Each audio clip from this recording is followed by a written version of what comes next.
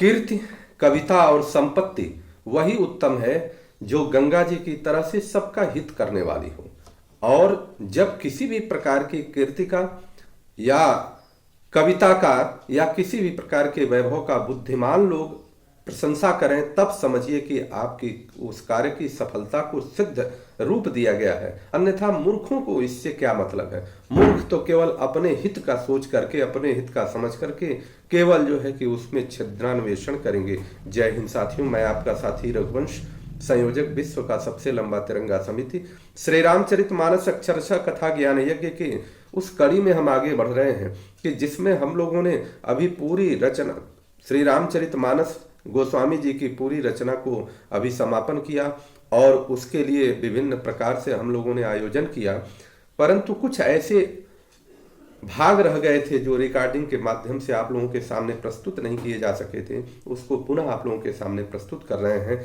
आज हम पृष्ठ संख्या 32 दोहा संख्या 13 से आगे बढ़ रहे हैं। गोस्वामी जी लिखते हैं, किस प्रकार से गुणों का वर्णन करते हुए गोस्वामी लिख रहे हैं। पिछला क्रम जो देखेगा उसको अच्छे से ये क्रम समझ में आएगा। एहि प्रकार बल मन ही देखाई, करिहऊँ रघुपति कथा सुहाई। व्यास आदि कपि पुंगव नाना, जिन सादर हरि सुजस बखाना। कह रहे हैं कि इस प्रकार मन को बल दिखलाकर मैं श्री रघुनाथ जी की सुहावनी कथा की रचना करूंगा। व्यास आदि जो अनेकों श्रेष्ठ कवि हो गए हैं, जिन्होंने बड़े आदर से श्री हरि का सुयस वर्णन किया है। चरण कमल बंदौ तिन केरे, पूर्वहु सकल मनोरथ मेरे। कलिकै कवि न करऊं परनामा, आजिन्ह बरनय रघुपति गुण ग्रामा। मैं उन सब श्रेष्ठ कवियों के चरण कमलों को प्रणाम करता हूँ, वे मेरे सब मनोरथों को पूरा करें। कलयुग के भी उन कवियों को मैं प्रणाम करता हूँ जिन्होंने श्री रघुनाथ जी के गुण समूहों का वर्णन किया है। जे प्राकृत कवि परम सयाने, भाषा जिन हरिचरित बखाने। भय जे अहि जे होई ही आगे, प्रणवं सब ही कपट सब त्यागे। जो बड़े बुद्धिमान प्राकृत कवि हैं, जिन्होंने भाषा में हरिचरित्रों का वर्णन किया है, जो ऐसे कवि पहले हो चुके हैं, जो इस समय वर्तमान में हैं और आगे होंगे, उन सबको मैं सारा कपट त्याग करके प्रणाम करता हूं। इस प्रकार गोस्वामी जी सबको प्रणाम कर रहे हैं। हों प्रसन्न देहु वरदानु, साधु समाज वनित सनमानु। जो प्रबंध बुध नहीं आदरही, असो श्रम बादि बाल कवि करही। आप सब प्रसन्न होकर यह वरदान दीजिए कि साधु समाज में मेरी कविता का सम्मान हो। क्योंकि गोस्वामी जी लिखते हैं कि बुद्धिमान लोग जिस कविता का आदर नहीं करते, मूर्ख कवि ही उसकी रचना का व्यर्थ परिश्रम करते हैं। अर्थात वो कविता की रचना व्यर्थ जाती है जिस रचना को बुद्धिमान लोग आदर नहीं करते।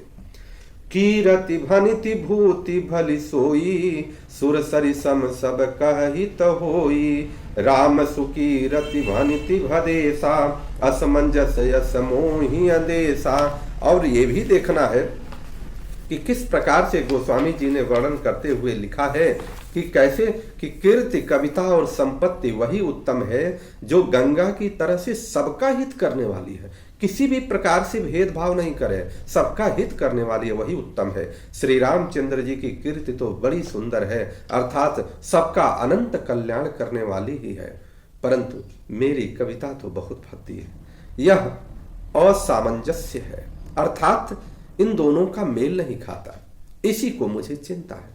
तुम्हारी कृपा सुलभ सो मोरे, असियनि सुहावनी टाट बटोरे। परंतु हे कवियों, आपकी कृपा से यह बात भी मेरे लिए सुलभ हो गई है।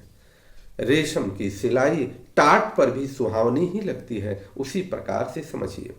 सरल कवित की रति विमल, सोया दरहि सुजान।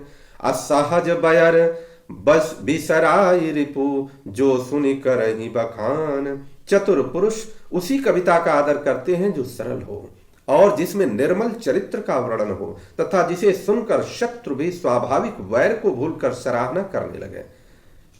सो न होई बिनु विमल मति, मोहि मति बलयति थोर। अकरहु कृपा हरि जस कहूं, पुनि पुनि करहु निहोर। ऐसी कविता बिना निर्मल बुद्धि के होती नहीं। और मेरी बुद्धि का बल तो बहुत ही थोड़ा है। इसलिए बार बार मैं निहोरा करता हूं कि हे कवियों, आप कृपा करें जिससे मैं हर यश का वर्णन कर सकूं।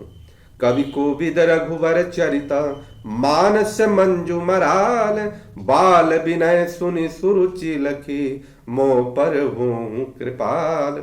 कवि और पंडित गण, आप जो रामचरित्र रूपी मान सरोवर के सुंदर हंस हैं, मुझ बालक की विनती सुनकर और सुंदर रुचि देखकर मुझ पर कृपा करें। बंदौ मुनिपद कंजु रामायण जे निर्मय, रामायण जे निर्मय हूँ। असखर सुकोमल मंजु दोष रहित दूषण सहिता।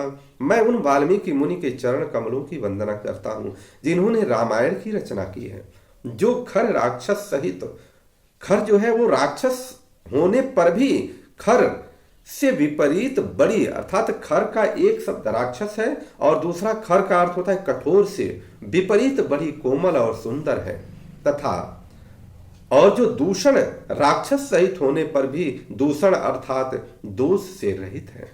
क्या बात है, कितनी सुंदर रचना लिया गोस्वामी जी ने। बंदौ चार्यु वेद भव बारिधि बोहित सरिसा, अजिनहि न सपने खेद वर्णत रघुवर विशद जसु। जो चारों वेदों की वंदना करता हूं, अब मैं चारों वेदों की वंदना करता हूं जो संसार समुद्र के पार होने के लिए जहाज के समान है, तथा जिन्हें श्री रघुनाथ जी का निर्मल यश वर्णन करते स्वप्न में भी खेद नहीं होता।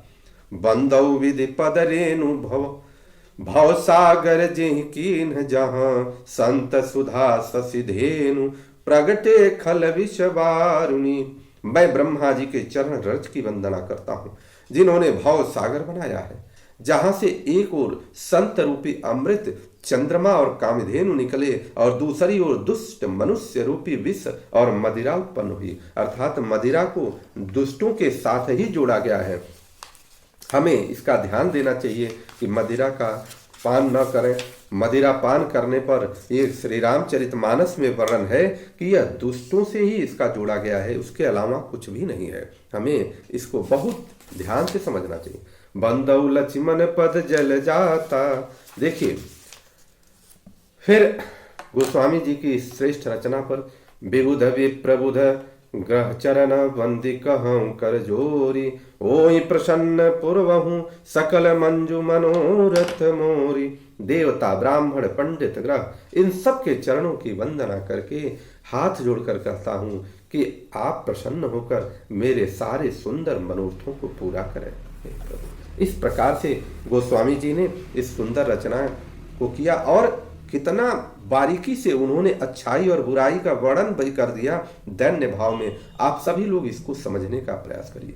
मदिरा करने वाला कभी श्री राम, मदिरा का पान करने वाला कभी श्री राम का भक्त नहीं हो सकता। वह श्री राम के दिखावा कर सकता है, और मदिरा पान का पोषण करने वाला भी श्री राम का भक्त नहीं हो सकता। वह केवल श्री राम का दिखावा कर सकता है। और कलयुग चल रहा है, इसमें तो वही श्री राम का भक्त है जो इस प्रकार के वैभव अर्थात मदिरा का वैभव लेकर के, मांस का वैभव लेकर के चल रहा है। परंतु सदगति तो उन्हीं को मिलेगी जो श्री रामचरितमानस या श्री राम श्री कृष्ण के द्वारा निर्देशित जीवन यापन को बिताते हैं। बोली सिया रामचंद्र की जय, प्रभु श्री रामचंद्र की जय, लखन भैया की जय, गोस्वामी तुलसीदास की जय, श्री अयोध्या धाम की जय, सरयू मैया की जय, हनुमान जी महाराज की जय, माता पार्वती की जय, भगवान भोलेनाथ की जय। हर हर